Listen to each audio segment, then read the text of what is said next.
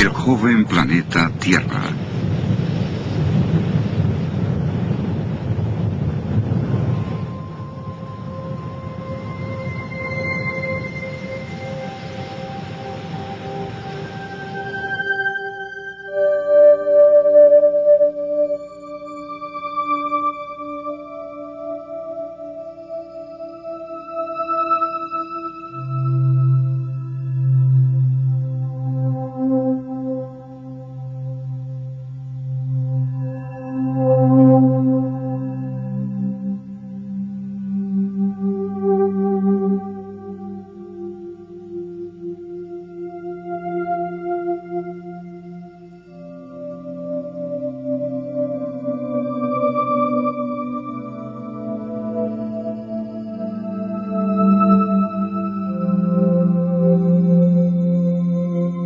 Por décadas, los científicos han propuesto la teoría evolutiva de los orígenes de una Tierra que se formó por el lento enfriamiento de masa fundida durante 4.500 millones de años para crear las rocas base de los continentes, los granitos. Sin embargo, ¿han considerado los científicos todas las evidencias en su teoría de una Tierra que evoluciona desde la antigüedad? ¿Y si hubiera evidencia en los mismos granitos que demostrara que se formaron rápidamente y no por un enfriamiento lento? ¿Y si hubiera evidencia de que estas formaciones sedimentarias que componen el Gran Cañón se depositaron rápida y no lentamente? ¿Y si hubiera evidencia de que el mismo cañón fue tallado en un corto tiempo por rápidos procesos erosivos? ¿Y si hubiera evidencia que revelara que el carbón y el petróleo pueden formarse rápidamente y son recientes? ¿Y si hubiera evidencia de que los dinosaurios existieron no hace millones, sino unos pocos miles de años? ¿Y si se descubriera que las leyes naturales, el pegamento que mantiene unido al sistema evolutivo, no puede explicarlo todo en la historia de la Tierra? Nos veríamos obligados a considerar otro modelo de historia de nuestro planeta, uno que reconozca la posibilidad de que las tasas de cambios geológicos en el pasado fueron mucho más elevadas de las que observamos actualmente. En este escenario tomaría mucho menos tiempo para que ocurrieran diversos eventos geológicos. Entonces tendríamos todos los ingredientes para concluir que la Tierra es de hecho bastante joven. Pero ¿hay alguna evidencia científica que desafíe la visión evolutiva de una Tierra antigua y apoye la de una Tierra joven? El científico Robert Gentry la ha encontrado. Mientras trabaja en el Laboratorio Nacional de Oak Ridge en Tennessee, ha publicado evidencia que desafía el largo periodo de tiempo de la historia de la Tierra. En 1977, la Red de Comunicación de Investigaciones publicó un innovador informe sobre los resultados de los trabajos del Dr. Gentry, el cual describe sus implicaciones de la siguiente manera. Las actuales leyes físicas pueden no haber gobernado el pasado.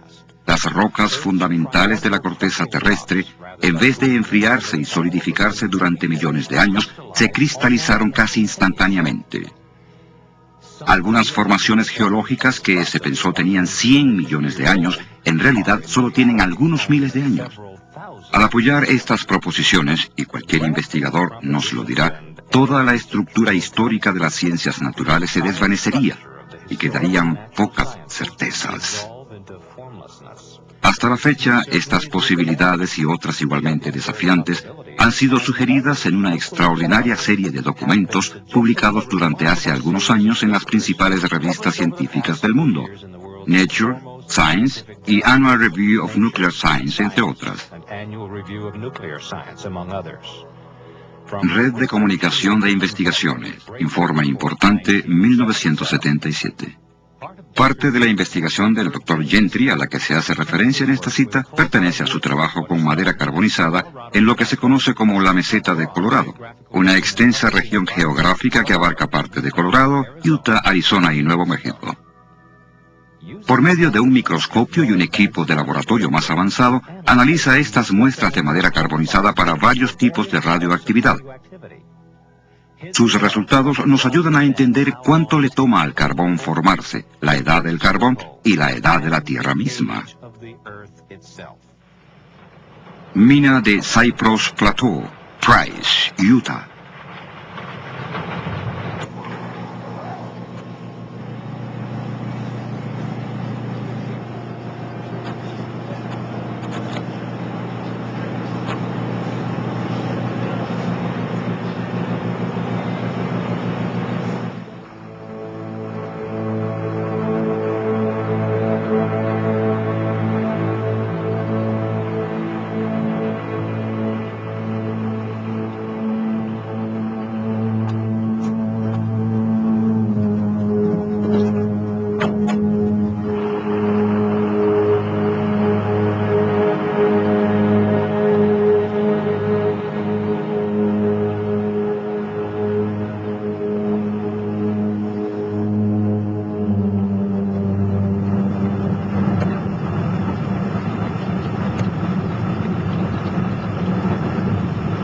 ...610 metros, 10 kilómetros bajo tierra.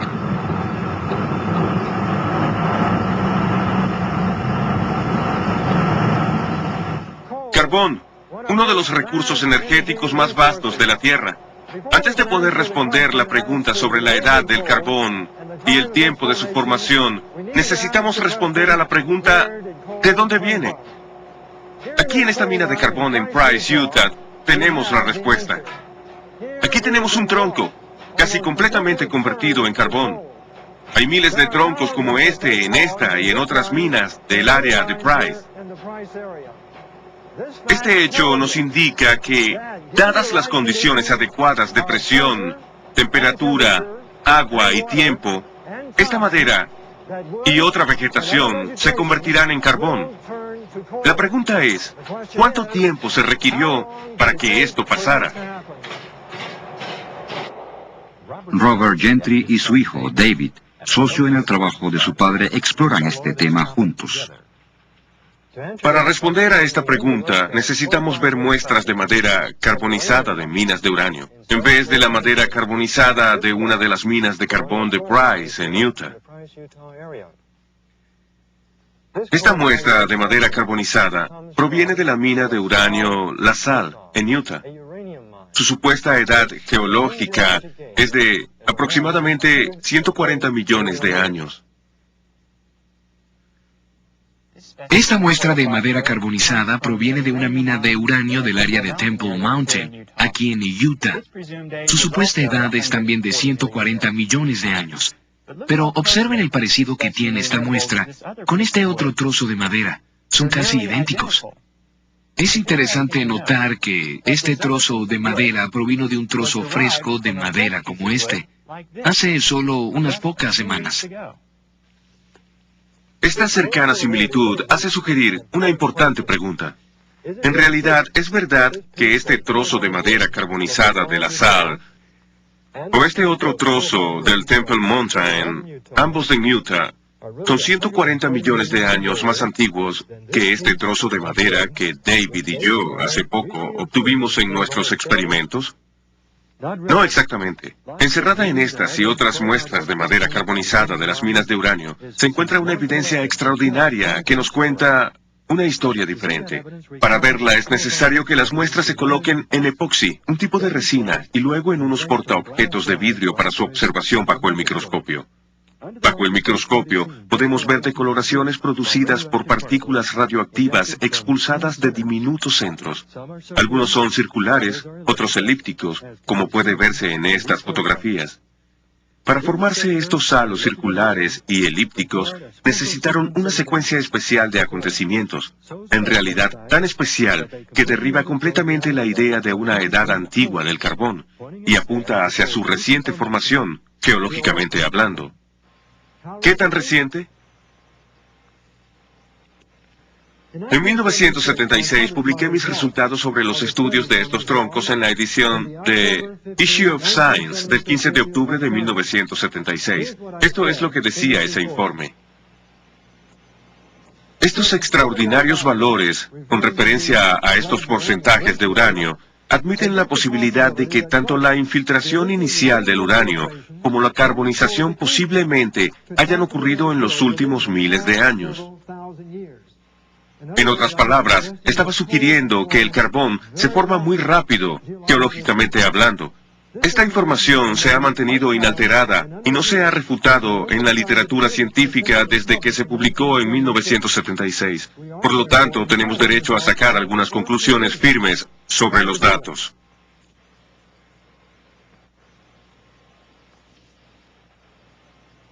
Los geólogos han supuesto que el Eoceno fue hace casi 60 millones de años, el Cretáceo hace 110 millones de años, el Jurásico hace 160 millones y el Triásico hace 225 millones.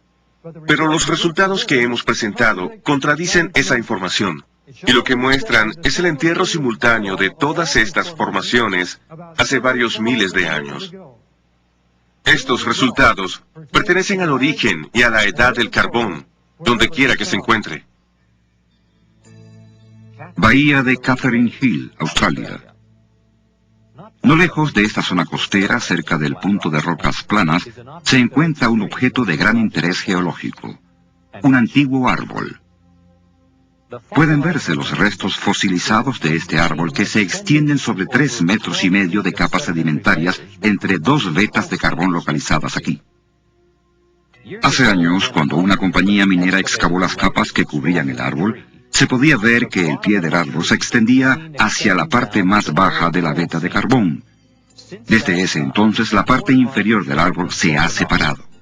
Incluso ahora, con su reducida longitud, el árbol se extiende a través de capas que, normalmente, los geólogos opinan que toman cientos de miles de años en acumularse.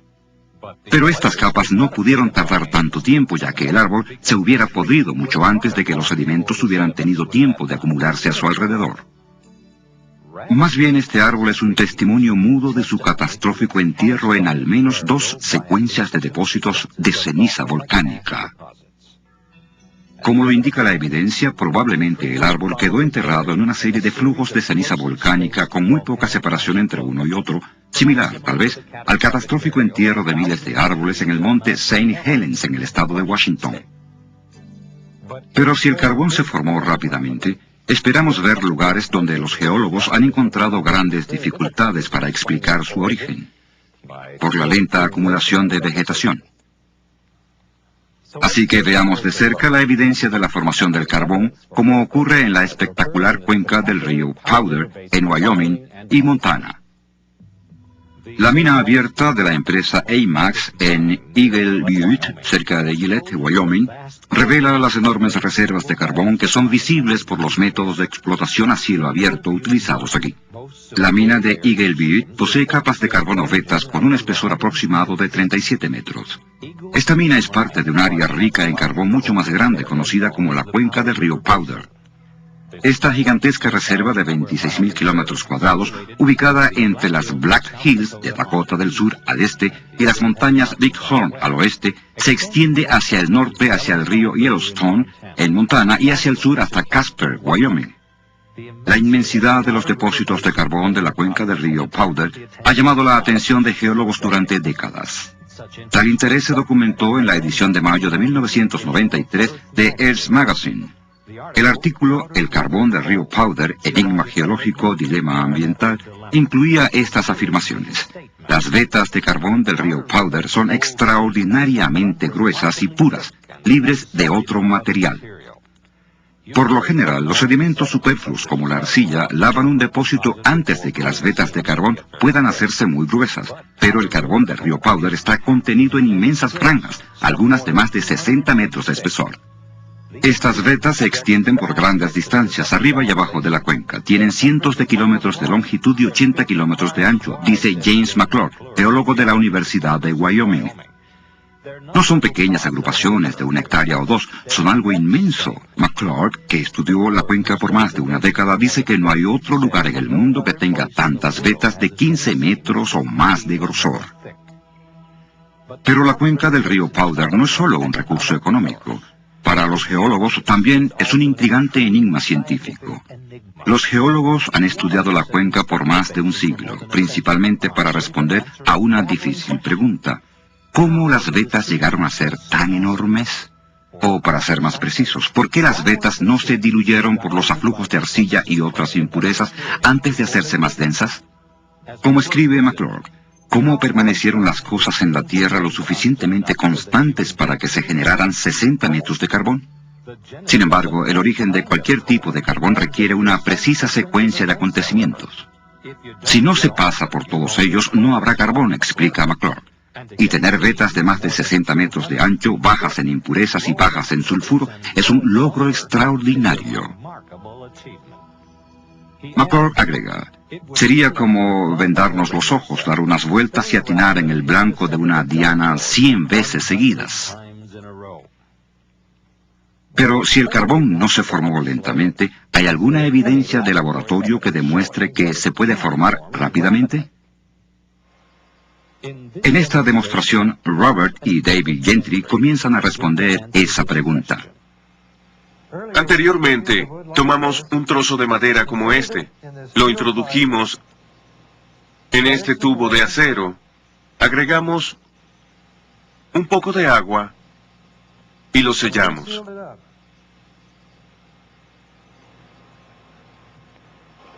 El próximo paso es colocarlo en un horno a más o menos 160 grados centígrados por 2 semanas. Ahora estamos listos para ver los resultados del experimento.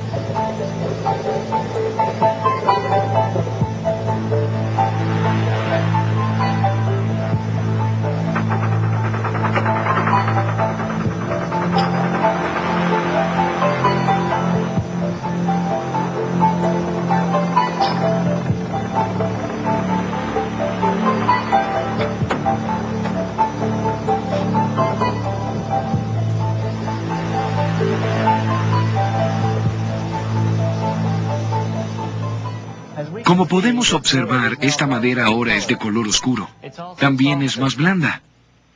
Una reacción química entre el vapor y la madera bajo presión ha hecho que ocurran estos cambios.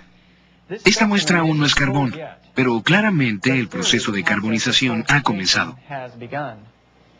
La pregunta es, ¿se obtendría carbón si este experimento o una variación de él se continuara por un periodo de tiempo más largo? Los científicos del Laboratorio Nacional de Argonne respondieron a esta pregunta en una serie de experimentos realizados en los años 80. Uno de los primeros informes sobre su trabajo apareció en la revista Chemical and Engineering News del 21 de noviembre de 1983. En la página 42 de este número se lee la siguiente cita. Químicos del Laboratorio Nacional de Argonne han tenido éxito en la creación de un tipo de carbón artificial a partir de materiales de aparición natural. El proceso es mucho menos difícil de lo que se pensaba en el pasado que era necesario, y proporciona algunas nuevas ideas sobre la estructura del carbón y cómo alterarla.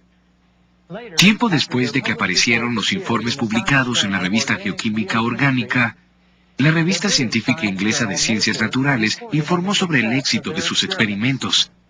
En la página 316 de la edición del 28 de marzo de 1985 se lee lo siguiente. A Winans y sus colegas del Laboratorio Nacional de Argonne les ha tomado menos de un año preparar un carbón sintético caracterizado meticulosamente.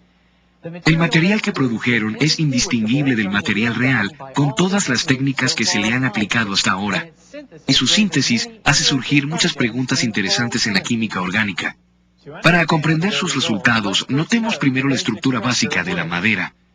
Los dos componentes principales de la madera son celulosa y lignina. Básicamente, la lignina actúa como un agente aglutinante para las fibras de celulosa. Se llevaron a cabo diversas variaciones del experimento de Argonne, pero la fórmula exitosa fue la que combinó lignina y arcilla con calor, aproximadamente a 150 grados centígrados, en ausencia de oxígeno. Durante un periodo de cerca de 8 meses, se produjo carbón artificial.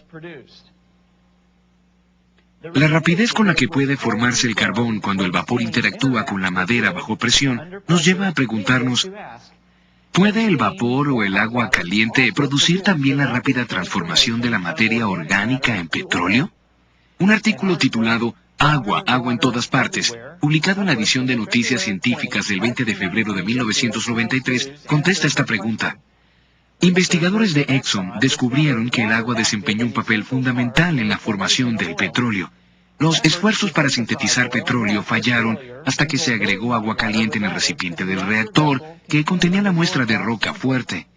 Cuando se hizo esto, se encontró una capa de petróleo en la superficie del agua al final del experimento. Este resultado demuestra que hay una vía alterna para la producción de petróleo en la Tierra, con el agua caliente en un papel más importante.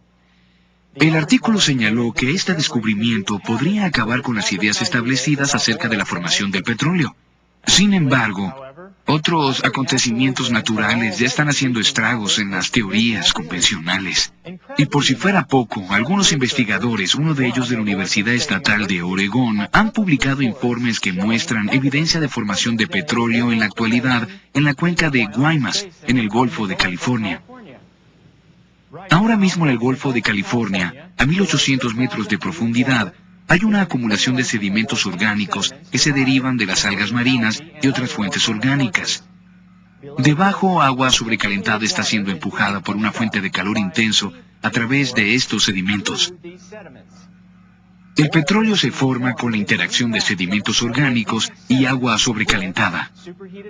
Este petróleo hidrotermal de la cuenca de Guaymas prácticamente es indistinguible de los petróleos crudos que se obtienen de los pozos perforados en la Tierra. Las implicaciones de este descubrimiento difícilmente pueden ser desestimadas.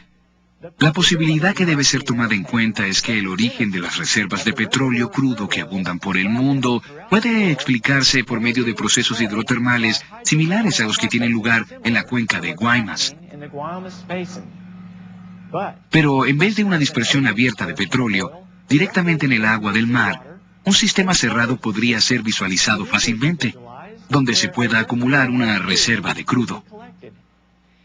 Existe la posibilidad de que una inundación universal fuera decisiva en la producción de las inmensas reservas de petróleo del Medio Oriente y del resto del mundo. La gran cantidad de vegetación sepultada por este tipo de inundación, mezclada con agua sobrecalentada, similar a la detectada en la cuenca de Guaymas, podría producir petróleo en las cantidades que vemos actualmente. Dependiendo de las condiciones del entierro, la materia orgánica se transformaría en petróleo o en carbón. ¿Existe un modelo de historia de la Tierra que incorpore estas características, que admita la formación de las grandes reservas de petróleo y carbón del mundo en un periodo de tiempo mucho más corto del que se ha pensado anteriormente? ¿Qué hay de un modelo basado en el registro de la historia de la Tierra dado en el Génesis? La Biblia describe que la Tierra comenzó a existir hace cerca de 6.000 años. Una tierra originalmente cubierta de exuberante vegetación, luego devastada por un diluvio universal cerca de 1700 años más tarde. Esta escala temporal, desde luego que concuerda con todos los descubrimientos científicos que he realizado, y es un hecho que el agua una vez cubrió esta tierra. En 1927, Noel Odell descubrió fósiles marinos cerca de la misma cima del monte Everest, montañas que se elevan sobre el agua. Es como la Biblia describe el fin del diluvio universal. De acuerdo con esta descripción, las conchas marinas cerca de la cima del monte Everest nos sorprenden mucho. Y el carbón y el petróleo son el resultado de una rápida devastación y del entierro de exuberante vegetación causados por un diluvio universal. Si es así, ¿qué tal si una inundación universal hubiera causado este rápido enterramiento? La Biblia habla de las fuentes de una grieta grande y profunda, una fuerte referencia a erupciones volcánicas en las cuencas oceánicas antes de la inundación. Esto es significativo, porque recientemente investigadores oceánicos encontraron un área del lecho del Océano Pacífico con más de 1000 volcanes. El área es casi del tamaño del estado de Washington. Estudios adicionales del lecho marino bien pueden producir muchos más descubrimientos. La probabilidad de una extensa actividad volcánica durante el diluvio bíblico nos lleva a pensar en una de las erupciones volcánicas más famosas de los tiempos modernos. El 18 de mayo de 1980, un gigantesco deslizamiento de tierra en el monte St. Helens, Washington, vino acompañado por una explosión equivalente a 20 millones de toneladas de dinamita.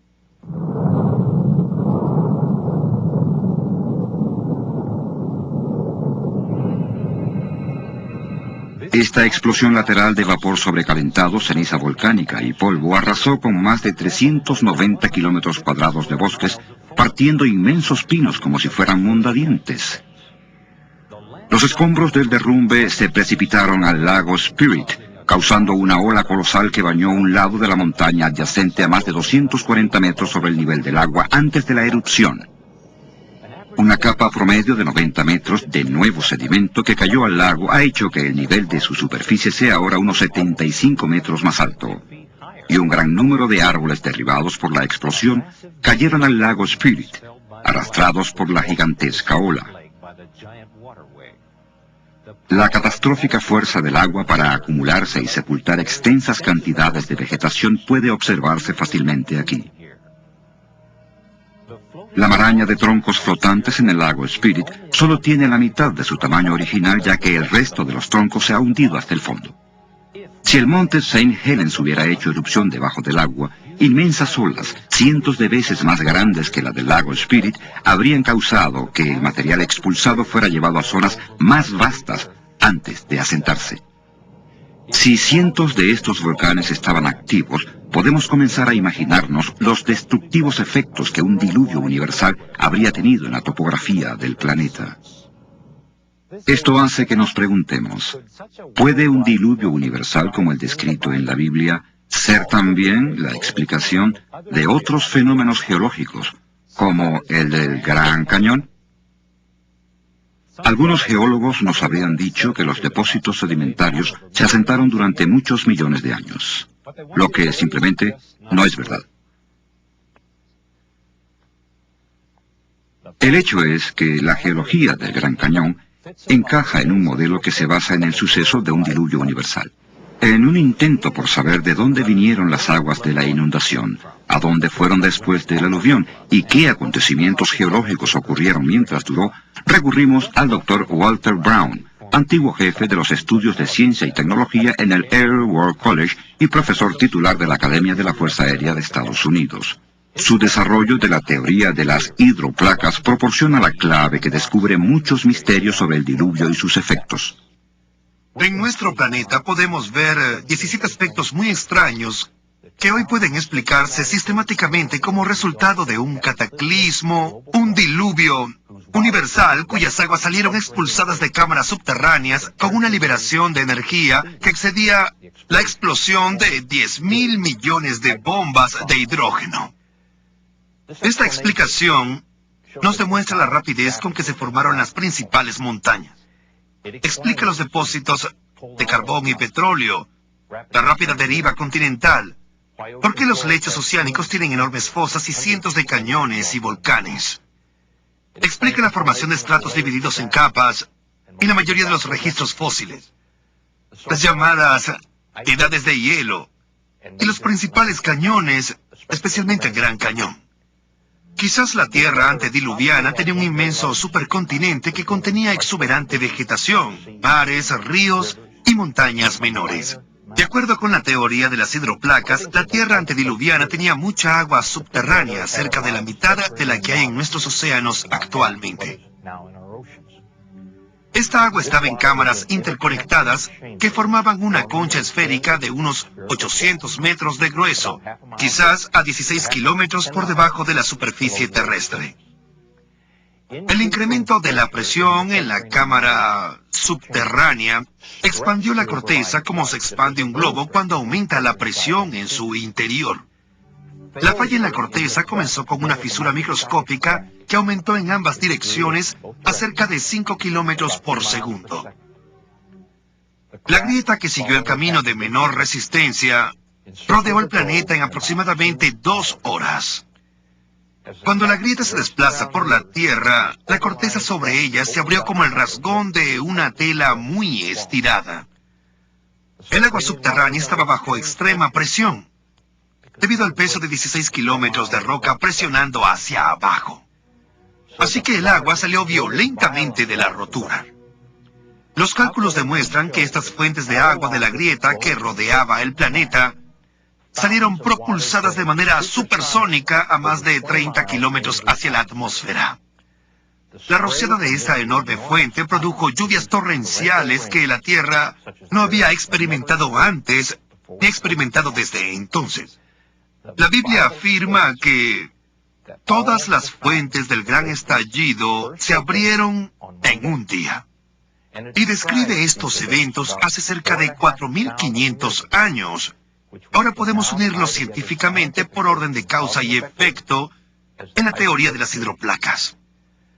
Las fuentes de la Gran Grieta y el vapor en expansión produjeron violentos vientos y parte del agua que salió expulsada por encima de la helada estratosfera se congeló en cristales de hielo sobreenfriados y se formaron inmensos depósitos de hielo que sepultaron, asfixiaron y congelaron instantáneamente a muchos animales.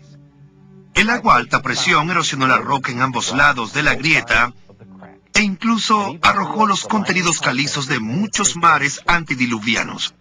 Grandes cantidades de sedimentos de esta agua turbia se asentaron en todo el planeta. Estos sedimentos atraparon y sepultaron plantas y animales, lo que formó el registro fósil. La vegetación arrancada por la inundación se desplazó a regiones donde se acumuló y rápidamente se convirtió en carbón y petróleo por procesos que hoy en día podemos reproducir en el laboratorio. Los experimentos demostraron que cuando la erosión ensanchó la grieta, su grosor se hizo tan grande que la roca comprimida debajo de la cámara subterránea se levantó, dando origen a la dorsal media oceánica que envuelve a la Tierra como la costura de una pelota de béisbol. Las placas continentales, las hidroplacas, aún con agua lubricante debajo de ellas, se desplazaron hacia abajo, lejos de la emergente dorsal media atlántica. Después de que las inmensas placas continentales alcanzaron una velocidad de unos 70 kilómetros por hora, chocaron entre ellas, se comprimieron, se aplastaron, se condensaron y se doblaron. Las porciones de hidroplacas que se levantaron formaron montañas. Las que se combaron hacia abajo formaron fosas oceánicas. Por eso sus aspectos por lo general van paralelamente con los de las dorsales oceánicas de las que se alejaron. Las hidroplacas que se alejaban de las dorsales oceánicas abrieron cuencas oceánicas muy profundas, en las cuales se aislaron las aguas de inundación. Todas las cuencas continentales quedaron llenas de agua, lo que produjo muchos lagos postdiluvianos. Todo lago que se formó por la lluvia o por la desembocadura de agua en alturas mayores se derramó en el punto más bajo de su margen. Esto erosionó la pequeña abertura de su borde, permitiendo que fluyera mucha más agua a través de ella, lo que cortó más rápida y profundamente los sedimentos blandos depositados por la inundación. Este proceso se aceleró hasta que toda el agua de los lagos se vertió a través de una profunda abertura, formando un cañón. El más grande de todos fue el Gran Cañón. El norte y el este del Gran Cañón era un enorme lago que he identificado y nombrado Gran Lago. El vertido liberó más agua que los 5 grandes lagos juntos. El Gran Lago se derramó, erosionó su embalse a 30 kilómetros de Page, en Arizona, y formó de manera catastrófica el Gran Cañón, en cuestión de semanas. La rápida deposición de los depósitos por la acción de las mareas significa que hubo poco tiempo para que ocurriera la erosión entre capas sucesivas. Sobre la escala del largo período visualizado por la teoría evolutiva, debería haberse encontrado evidencia considerable de erosión y de relleno por formaciones geológicas sucesivas durante el clima que se esperaba por millones de años. Las capas geológicas del Gran Cañón son extraordinarias porque muestran poca o ninguna evidencia de erosión entre capas diferentes. En lugar de eso, vemos capas que tienen mucha más coherencia con la rápida deposición visualizada por el modelo de la gran inundación. La erosión no ocurrió hasta que todas las capas se habían depositado. ¿Qué tan rápidamente pudo ser erosionado el cañón? Los sedimentos depositados más recientemente aún no estarían completamente endurecidos, lo que crea la posibilidad de que la erosión del cañón pueda haber tenido lugar con mucha más facilidad que si estuviera convertido en roca, como lo ha supuesto la teoría evolutiva. Sin embargo, bajo las condiciones adecuadas, el agua puede cortar su paso a través de las rocas más duras, como el granito, en el fondo del Gran Cañón. Estas condiciones comprenden la llamada cavitación. La cavitación es el proceso de pulverización de la roca relacionado con flujos de agua mayores a 2.800 litros por segundo. Cuando el agua se separa por irregularidades en el canal del lecho de roca, se producen burbujas vacías que golpean como un martillo la superficie de la roca, convirtiéndola literalmente en polvo. Un moderno ejemplo de la rápida erosión del lecho de roca por cavitación es el embalse del Cañón Glen, en el río Colorado, más arriba del Gran Cañón. La excesiva nevada en la parte más alta de la cuenca del río Colorado a finales de la primavera de 1983 causó una escorrentía excesiva que se vertió en el lago Powell a un promedio de hasta 4.200 litros por segundo. Esta rápida afluencia amenazó con desbordar el embalse del cañón. Para controlar el flujo, la planta de energía trabajó a su capacidad máxima liberando 793.000 litros por segundo a través de las turbinas. Luego se abrieron las tuberías de desagüe para drenar otros 480.000 litros por segundo y aún así no era suficiente. La situación de emergencia requirió que los ingenieros se arriesgaran a dañar el túnel aliviadero. Y el 15 de junio el túnel de 12 metros de diámetro se abrió para drenar 368.000 litros por segundo adicionales, que luego llegarían a 480.000 por segundo. Luego, el 28 de junio, el flujo se incrementó a 906.000 litros por segundo. En ese momento, el agua que salía del túnel era roja, y los ingenieros sintieron temblores de tierra fácilmente perceptibles. Grandes bloques de hormigón y roca eran arrojados del túnel de 12 metros de diámetro. Después de cerrar el túnel aliviadero, el equipo de inspección descubrió grandes daños por efecto de la cavitación. El revestimiento de acero de 90 centímetros del hormigón armado del túnel tenía inmensos agujeros. En un recodo donde el túnel se eleva, un hoyo de 9 metros y medio de profundidad, 46 metros de altura y 12 metros de ancho cortaba el revestimiento en piedra arenisca roja. Se requirieron 1.700 metros cúbicos de hormigón para rellenar este enorme agujero. El proceso de reparación comprobó la gran extensión del daño. La velocidad de la erosión en el túnel aliviadero del embalse del Cañón Glen ocurrió muy rápidamente durante el período en que apareció el color rojo del agua y se sintieron los temblores. Es posible que la cavitación pulverizara el hormigón, el acero y la piedra arenisca a un promedio de 28.300 litros por segundo durante el período cumbre de la erosión. Los efectos destructivos de la cavitación en el embalse del Cañón Glen nos indican que el Gran Cañón pudo haberse erosionado muy rápidamente por la abrupta liberación de un gran volumen de agua sobre él. Pero, ¿de dónde provino el agua y qué causó su repentina liberación? Los estudios del Dr. Brown sobre el Gran Cañón proporcionan una de las mejores respuestas. A la mayoría de la gente se le ha dicho que el poderoso río Colorado talló el Gran Cañón durante millones de años. Pero si la gente pudiera estudiar el cañón desde un avión, podría ver su inmensidad y lo diminuto que es el río en relación con el cañón. No hay río sobre la tierra que pueda tallar este gran hoyo en el suelo, ni siquiera en miles de millones de años. Si el río Colorado talló el Gran Cañón, la primera pregunta que deberíamos hacernos es, ¿a dónde van los sedimentos erosionados? Debería haber un gigantesco delta fluvial al final del río Colorado, pero no lo hay. Además, los geólogos no pueden encontrar un gran delta fluvial cerca de esta parte del mundo. Así que debemos preguntarnos a dónde va toda esa tierra. En varios lugares de esta plataforma que domina el Gran Cañón, hay pequeñas montañas o cerros con capas horizontales que cuentan una historia fascinante. Las capas están alineadas, así que obviamente una vez estuvieron conectadas.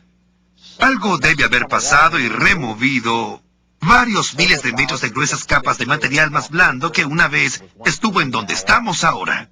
Necesitamos explicar no solo a dónde fue la Tierra que estaba dentro de este inmenso cañón de 322 kilómetros de largo, sino también a dónde fueron los miles de metros de tierra que una vez estuvieron aquí arriba y que se esparcieron por decenas de miles de kilómetros. Esta formación en particular, llamada Cerro Rojo, no solo sigue teniendo algunas de estas capas horizontales, también posee una clave en la cima. La capa superior es un flujo de lava. La lava solo fluye cuesta abajo, por lo tanto, en un momento, la tierra que rodea la cima de ese cerro debe haber sido más alta. De nuevo, nos preguntamos, ¿a dónde fue toda la tierra? Catastróficamente, el Gran Lago se desbordó y erosionó su embalse, formando el Gran Cañón hacia el sudeste en unas pocas semanas. Otro gran lago postdiluviano, reconocido por los geólogos, una vez estuvo cerca de aquí, el lago Hopi. Cuando el Gran Lago se desbordó catastróficamente, creo que erosionó el límite oeste del lago Hopi, haciendo que este también se desbordara. ¿A dónde fue toda la tierra? Fue esparcida rápidamente sobre el sur de Arizona y sobre parte de California y de Nevada. La evidencia que apoya el diluvio universal bíblico de hace unos 4.300 años ya está montada. Para el Gran Cañón, el diluvio explica cómo las capas sedimentarias rápidamente se depositaron cuando las aguas aumentaron y cómo fueron erosionadas rápidamente cuando las aguas se retiraron. También hemos visto a dónde fue toda la tierra, y hemos visto la evidencia del rápido entierro de la vegetación antediluviana para producir el carbón y el petróleo actuales. Ahora veremos evidencia fósil del rápido entierro de las formas de vida antediluvianas. De hecho, algunas de las evidencias más extraordinarias de la rápida deposición de los sedimentos de la inundación vienen de fósiles bien preservados encontrados en ciertas partes del planeta. Quizás la mayor evidencia fósil del rápido entierro de plantas y vida marina se encuentra en el suroeste de Wyoming, en el Monumento Nacional Fossil Butte. Durante los últimos 100 años, científicos y coleccionistas han recolectado miles de fósiles casi perfectamente preservados de sitios dentro del monumento, en especial aquí en el Cerro Fossil Butte. Es una colección increíblemente variada de tortugas fósiles, frondas de palma, cocodrilos, hojas, insectos, ramas con frutos secos que permanecen intactos. Incluso hay rayas fósiles cuyos esqueletos de cartílago son conocidos por desintegrarse rápidamente y que demuestran que en realidad ese entierro de todas las formas vivientes fue bastante rápido. Pero esto no es todo. Quizás la evidencia más espectacular del entierro rápido de todos los fósiles dentro del monumento son los miles de millones de más de 20 especies de peces. Esta losa de roca en el centro de visitantes del monumento, que mide 2,5 metros por 1,5, muestra vivamente solo unos cuantos de ese número. Sorprendentemente, muchos de los peces conservan no solo el esqueleto entero, sino también los dientes, delicadas escamas y hasta la piel. El inmenso número de peces fósiles en Fossil Butte les ha dejado a los geólogos evolucionistas un gran misterio sin resolver. En 2 secciones tituladas Condiciones ideales para la creación de fósiles y Misterios sin resolver del folleto del Parque Nacional Fossil Butte, se revelan las contradicciones que resultan cuando se utiliza un período terrestre antiguo para explicar el rápido entierro. Por un lado, especulan sobre la existencia de un lago en el que muchos animales y plantas probablemente murieron de manera natural. Por el otro, la evidencia obliga a concluir que en varias ocasiones inmensas cantidades de peces murieron súbitamente. Luego, el folleto iguala esas varias ocasiones con el rápido entierro por precipitación de carbonato de calcio, el mineral fundamental que contiene fósiles año tras año por cientos de miles de años. Realmente este es un escenario increíble. Tener este inmenso número de peces que se reprodujeron en un corto tiempo solo para ser exterminados por una catástrofe un año más tarde aproximadamente, y esto se repetiría varios cientos de miles de veces. Desde hace tiempo, los paleontólogos deberían haber visto la falacia en este escenario, por ninguna otra razón más que por las frondas de palmas fósiles hermosamente preservadas. Así de simple, las palmeras no crecen en el agua, y las brisas suaves no arrancan sus frondas. Solo una catástrofe de enormes proporciones puede explicar los fósiles perfectamente preservados en Fossil Butte. Las rocas en las que están son principalmente de carbonato de calcio, como muchas en el Gran Cañón. Todas tienen una fuente común: la interacción de gases volcánicos con cal arrojados desde las cuencas de los mares antediluvianos. Esta concordancia, junto con la evidencia de la rápida deposición y el entierro, nos indica plenamente que Fossil Butte y el Gran Cañón se originaron en el mismo gran acontecimiento, la catástrofe del diluvio universal. ¿Pero hay alguna otra evidencia que pudiera comprobar que Fossil Butte es solo tan antiguo como el diluvio? La respuesta es sí. Repetidas veces, los geólogos han identificado el sitio de Fossil Butte como perteneciente al Eoceno, que presumen fue hace 50 o 60 millones de años. Pero ya hemos visto en mis estudios de la madera carbonizada y en la gráfica sobre la caída de los periodos geológicos que el Eoceno encaja en el esquema de un diluvio universal hace solo algunos miles de años. Así que no hay duda de que todo el suceso de Fossil Butte encaja solo dentro del esquema de una inundación universal y de una Tierra muy joven. Y eso es todo. No todo quedó sepultado el primer día de la inundación. Las aguas estuvieron aumentando por 40 días. Los animales terrestres, lo suficientemente grandes para sobrevivir un poco más, dejaron registro de sus esfuerzos por escapar de las aguas en aumento. Este registro está en el carbón y es verdaderamente fascinante.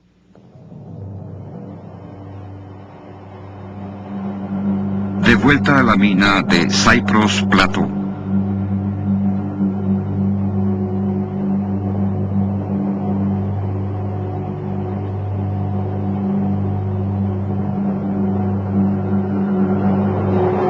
Huellas de dinosaurio en carbón. Asombroso y extraordinario. ¿Cómo llegaron aquí? Obviamente, en el pasado, había una inmensa franja de vegetación en esta área. Los dinosaurios deambulaban sobre la vegetación antes de convertirse en carbón. Pero ¿hace cuánto tiempo fue eso? ¿Qué edad tienen los dinosaurios? Eso es lo que queremos saber. Esta otra huella de dinosaurio nos cuenta la historia. Está justo al lado de uno de esos troncos carbonizados de esta mina de carbón de Bryce, en Utah. En realidad, está a solo 30 metros de los troncos carbonizados que vimos anteriormente. Así que sabemos que cualquiera que sea la edad de la madera carbonizada, los dinosaurios eran del mismo período.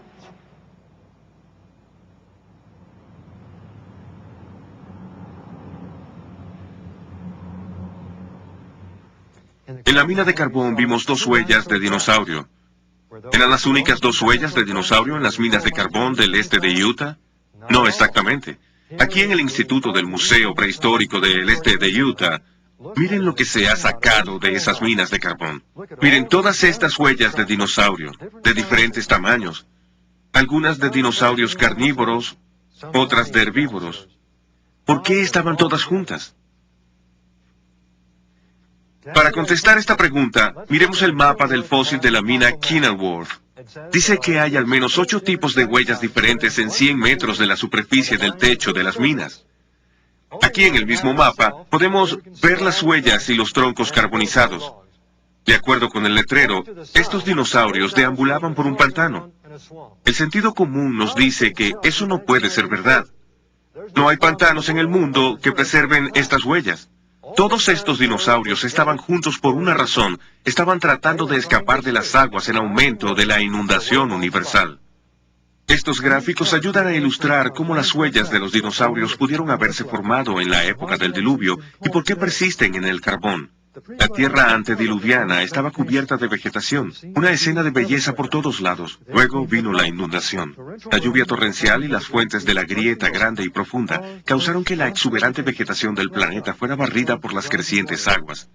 Esta vegetación se acumuló en grandes marañas y luego fue depositada por el flujo y reflujo de las olas de las mareas, producidas por actividad volcánica en los mares antediluvianos. Cada acción de las mareas dejaba su depósito de sedimento dentro o sobre la capa de vegetación. Los dinosaurios, por ser bastante pesados, pudieron sobrevivir a muchas de las primeras acciones de las mareas cuando buscaban escapar de las aguas de la inundación. Cuando el agua de las mareas retrocedía brevemente, los dinosaurios continuaban su búsqueda de suelo más elevado, dejando sus huellas en los sedimentos que acababan de ser depositados. En ocasiones, su gran peso hacía que sus huellas penetraran la capa sedimentaria dentro de la maraña de vegetación. Desde entonces, esa maraña de vegetación se ha convertido en carbón, y donde quiera que los dinosaurios dejaron sus huellas originales, seguiremos encontrando registros indelebles de sus huellas en el carbón. Monumento Nacional del Dinosaurio, Vernal, Utah. Si todos estos dinosaurios fueron congregados y barridos por las aguas, también esperaríamos que estuvieran sepultados juntos. Y de hecho, aquí en el Monumento Nacional del Dinosaurio en Vernal, Utah, vemos un gigantesco cementerio de dinosaurios fósiles.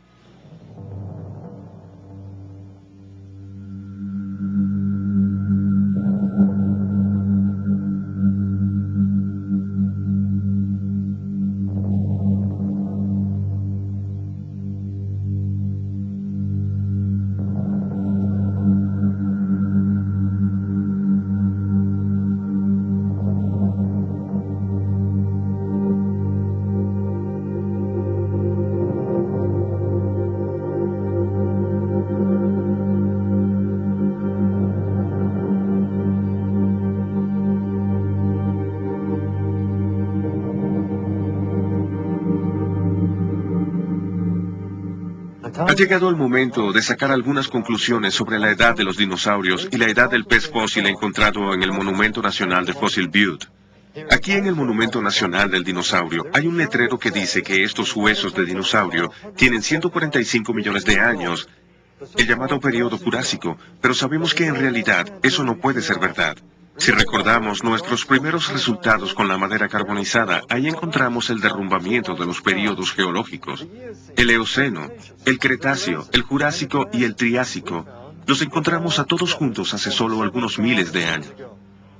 El pez fósil y el Eoceno, los dinosaurios en el Cretáceo, el Jurásico y el Triásico, todos colapsaron hace solo varios miles de años, sepultados en el mismo período del diluvio universal.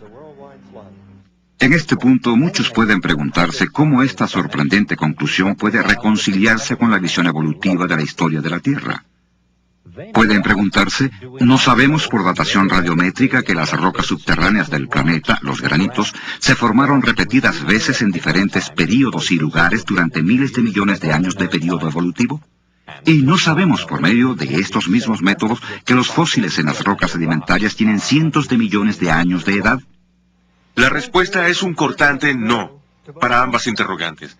Ni los granitos ni los fósiles tienen estampada su edad cuando son recogidos. Las antiguas edades radiométricas que los científicos han aceptado por tanto tiempo nunca han sido hechos científicos.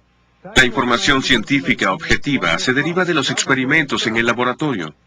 En realidad, la datación radiométrica es solo un cálculo aritmético. Consiste en una medición de laboratorio.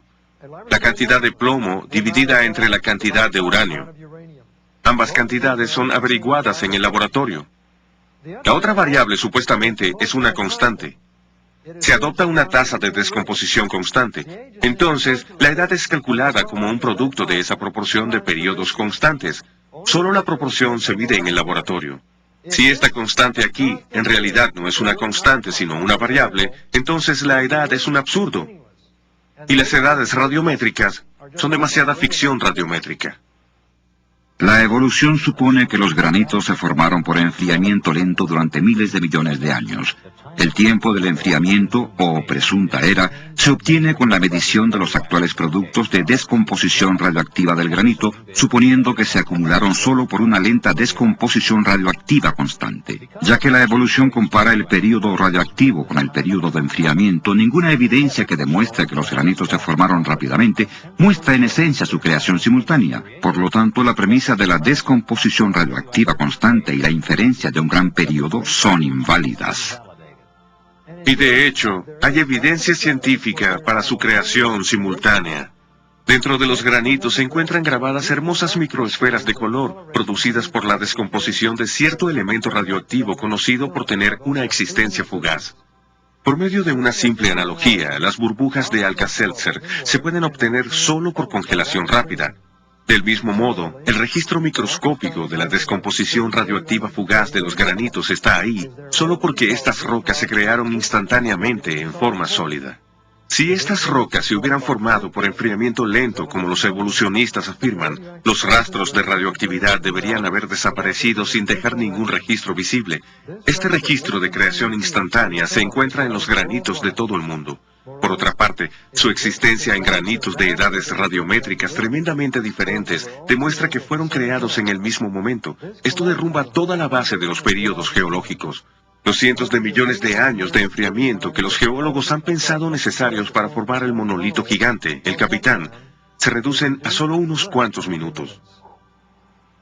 ¿Cómo esta evidencia afecta a la edad de la Tierra? Significativamente, el peso de la evidencia científica nos ha conducido a la caída del período evolutivo. Hay una escala de tiempo de creación de un planeta joven. Las edades radiométricas de los granitos, que se extienden desde 80 millones a 4.000 millones de años, son inválidas.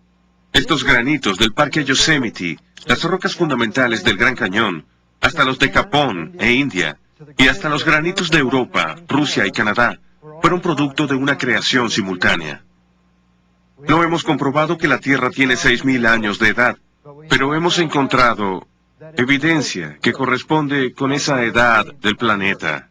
Y hemos demostrado que una edad de miles de millones de años es científicamente incorrecta. Hemos captado solo un breve vistazo de varias líneas de evidencia científica que señalan la verdad y exactitud de un registro bíblico sobre la creación reciente del planeta y el gran diluvio. A pesar de lo breve que ha sido nuestra visión, la conclusión ha resultado cierta. Los rastros radioactivos de la madera carbonizada reducen la escala de tiempo geológica de una vida en la Tierra de cientos de millones de años a solo miles. El suceso de un diluvio universal explica la rápida acumulación de vegetación responsable de las inmensas reservas de carbón y petróleo de la Tierra. La poca edad del carbón y su rápida formación en el laboratorio, así como el petróleo que actualmente se forma en la cuenca de Guaymas, en California, entran solo en una edad temprana del planeta, no en una antigua. Los dinosaurios, sus fósiles sepultados en inmensas fosas comunes y sus huellas en el carbón son un recuerdo mudo de los intentos inútiles de estas criaturas por escapar de las crecientes aguas del diluvio universal. El exceso de helio en los granitos profundos proporciona evidencia concreta de que las rocas de la corteza terrestre son jóvenes. Por consiguiente, rebate todo el concepto de una Tierra que evoluciona desde una época antigua. Y finalmente, las huellas digitales de la creación también encontradas en los granitos, las mismas rocas que la Biblia considera rocas bases del planeta, confirman que todas fueron producto de la misma creación. Este hecho invalida la suposición evolutiva, base de una descomposición radioactiva uniforme, y destruye toda la estructura de los períodos evolutivos. Por lo tanto, debemos concluir que la evolución de 4.500 millones de años del planeta no es más que ciencia ficción. Claramente, el sistema de creencias que corresponde con los hechos científicos que presentamos es el registro de la creación dado en el Génesis y repetido por Moisés en el Éxodo 20:11. En 6 días el Señor hizo el cielo y la tierra, el mar y todo cuanto hay en ellos, y descansó el 7º día.